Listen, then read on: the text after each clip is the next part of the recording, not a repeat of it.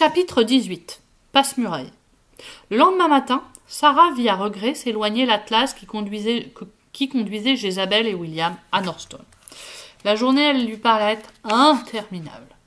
Elle expédia la corvée d'épluchage de pommes de terre, puis, sous prétexte d'y passer le balai, se réfugia dans le dortoir. Là, elle arracha une page au cahier gris, sur laquelle elle reporta les longues listes de noms et de sommes suspects.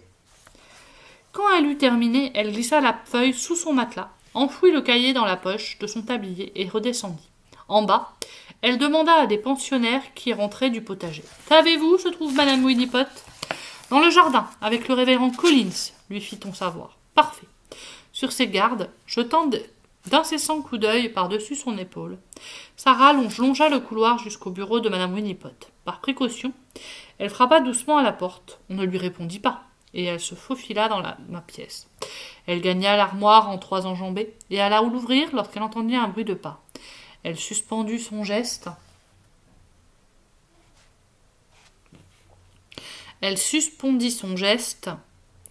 En alerte, tandis qu'une voix reconnaissable entre toutes, très proche, déclarait « Croyez-moi, révérend, nous serons mieux dans mon bureau. Ce dont j'ai à vous entretenir est de nature, plutôt confidentielle. » Sarah, paniquée, regarda autour d'elle. Où pouvait-elle se cacher?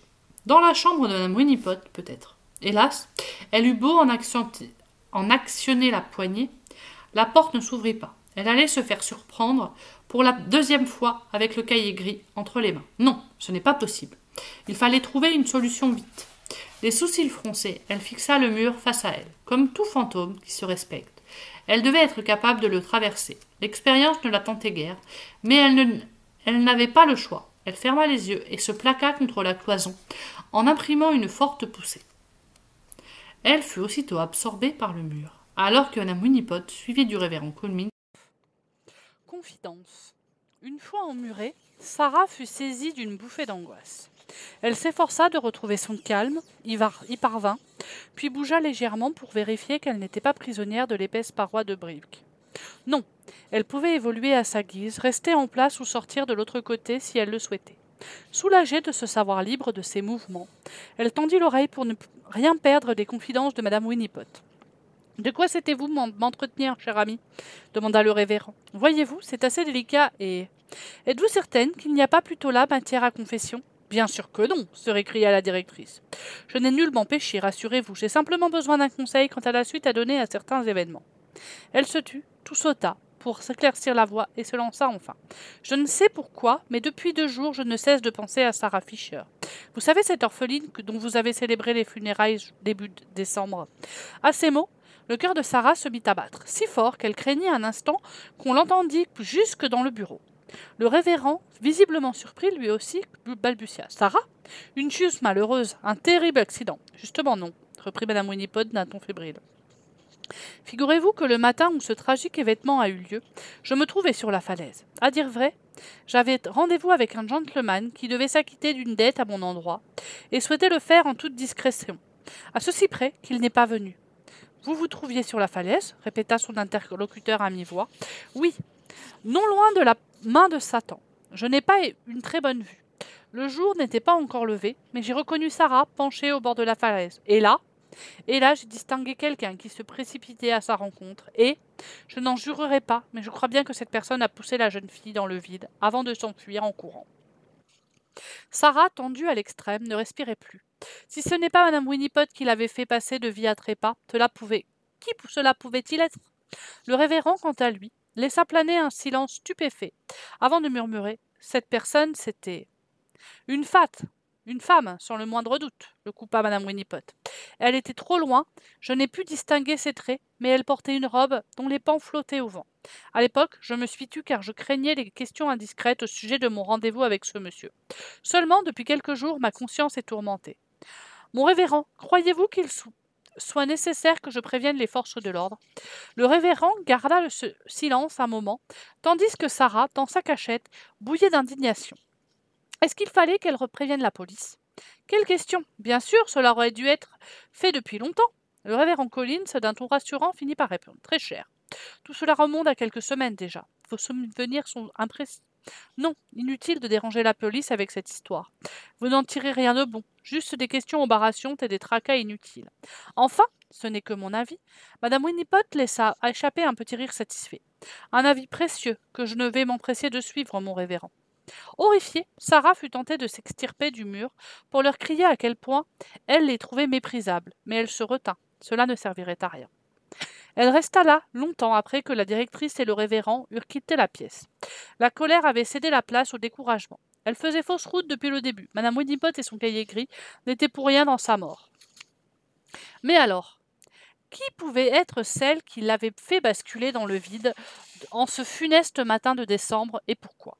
La perspective d'appeler Lord Fletcher par 3 fois pour l'accompagner au bal se dissipait, plus insaisissable qu'un fantôme. Seule la pensée du retour de Jézabel parvient à la réconforter, qui quitta le bureau sur la pointe des pieds, sans plus songer à remettre le cahier en place. Chapitre 20. Rien à perdre. Sarah était couchée depuis peu, quand les roues de la carriole de William crissèrent enfin sur le gravier. Malgré son désarroi, elle sourit en entendant peu après le pas léger de Jézabel monter l'escalier puis s'avancer avec précaution entre les 2 rangées de lits. Sarah se redressa à demi et chuchota. « Je ne dors pas. » Un rire à peine audible lui répondit, puis « J'en étais sûre !» Jézabel se glissa entre les draps et ajouta « Je n'ai pas pu voir le policier, il n'était pas là. Mais ne t'inquiète pas, je retourne à Northstone. Dans 15 jours, je lui parlerai. » J'ai peut-être une meilleure idée, avança Sarah à voix basse. Sur ces mots, elle quitta son lit et vint s'allonger à côté de Jézabel. Puis, au plus près de son oreiller, dans un murmure ininterrompu, elle lui conta sa journée. Elle n'omit aucun détail, ni de son expérience de passe-muraille, ni des mots de Madame Winipot, ni du mauvais conseil du référent.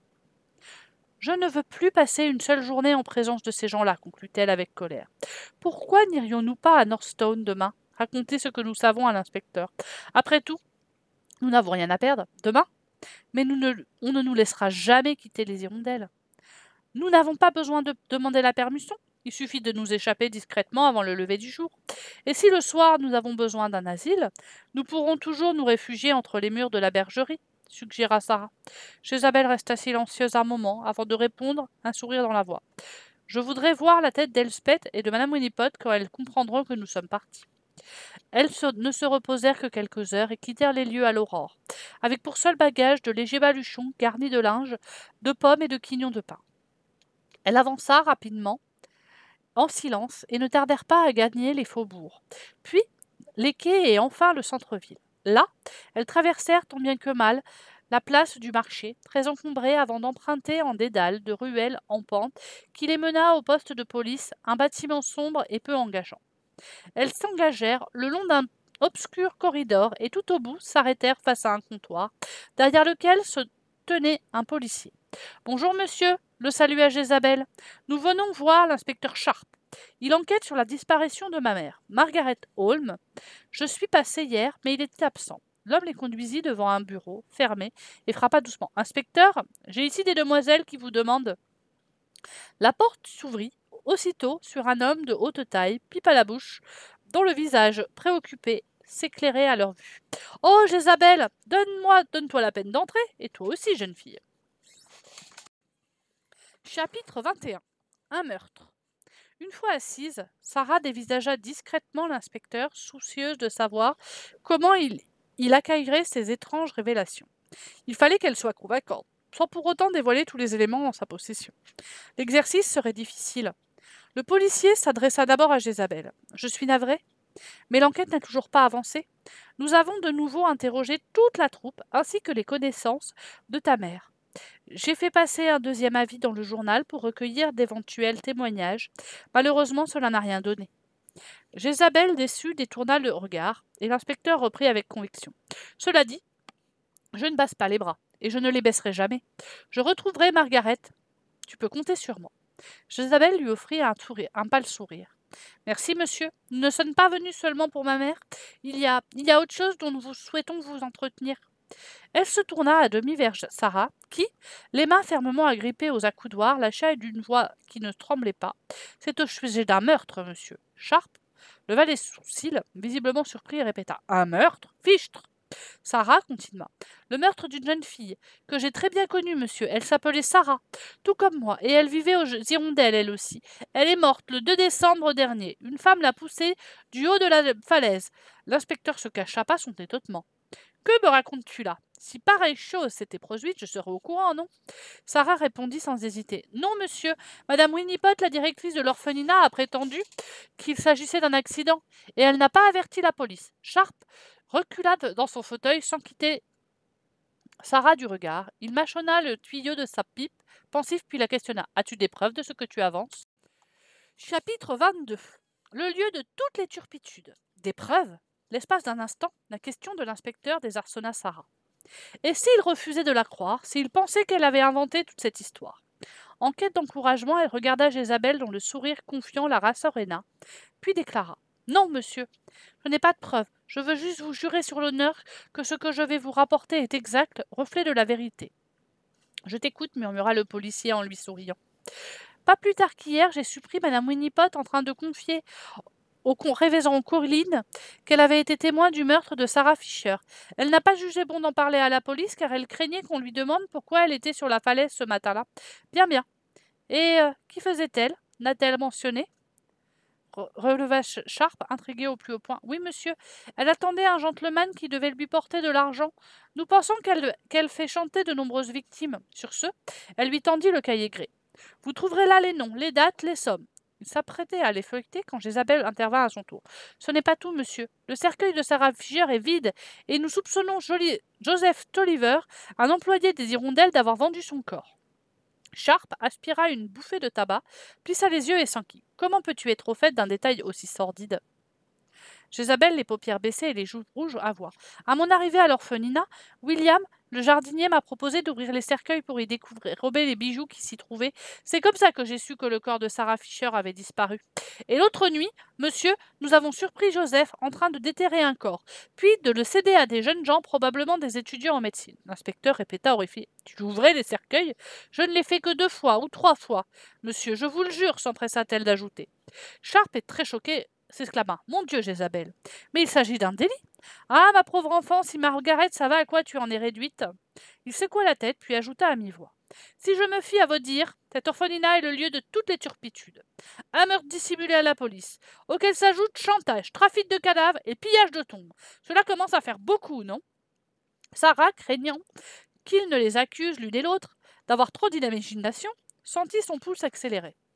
Après un court moment de réflexion, Sharp déclara. Je ne vous cache pas que vous avez éveillé ma curiosité. Je vais tirer tout cela au clair. Chapitre 23. Une coutume. Sarah et Jézabel sautèrent lorsque l'inspecteur se leva brusquement pour les inviter d'un ton aimable. Vous êtes très bien pâle. Les bruits courent que Madame Winnipot ne nourrit pas toujours ses pensionnaires à leur faim. Alors venez, allons manger. Ils traversèrent d'un bon pas une place ornée d'une fontaine moussue, des rues flanquées de pavés glissants, la longue rue des Poissonniers, et Sharp désigna enfin un pub dont les tables étaient disposées en terrasse. Ils s'y installèrent et passèrent commande de tourtes à la viande accompagnées de cidre. Le policier sortit un carnet et le crayon à la main récapitula. Reprenons. Votre amie a été poussée de la falaise par une femme le 2 décembre, presque sous les yeux de Madame Winnipot, c'est bien ça? Je suppose qu'elle a été enterrée le lendemain ou le surlendemain, avant de déserter sa dernière demeure. Jézabel, quel jour as-tu ouvert le cercueil? Je l'ai fait le 5 décembre, avant l'aube, monsieur. Il fronça les sourcils. Le 5 décembre. Comme c'est curieux, cette date m'évoque quelque chose. Oui, quelque chose. Mais quoi? Bah, n'y pensant plus, ça me reviendra. Une servante posa devant eux des assiettes fumantes et des verres remplis à ras-bord, et le policier s'enquit soudain. Mesdemoiselles, à quelle heure devez-vous rentrer? À vrai dire, nous nous sommes enfouis, monsieur, et nous n'avons pas l'intention de remettre les pieds aux hirondelles, répondit Sarah très fermement. Oh, je vois. Nous trouverons bien une solution d'ici ce soir. Imité par ses 2 invités, il enfourna une délicieuse bouchée de tourte, qu'il savoura longuement avant de remarquer. Il y a dans cette histoire un point qui m'intrigue. Ces trafics de cadavres existent, hélas, depuis longtemps. Je m'en suis déjà entretenu avec le doyen de la faculté de médecine. Si Joseph Tolliver et compromis dans de telles pratiques, nous mettrons fin à ces agissements, bien sûr, cependant. Cependant, répéta doucement Sarah, d'accoutume, m'a-t-on dit, veut qu'à Norton, les apprentis médecins ne s'entraînent jamais à la dissection sur les corps d'enfants. Absolument jamais. Voilà pourquoi je doute fort qu'ils se soient emparés de celui de votre jeune ami. Sarah, abasourdie, écarquilla les yeux. Que leur chantait-il là? Si les étudiants étaient hors de cause, qui avait subtilisé son corps et dans quel but?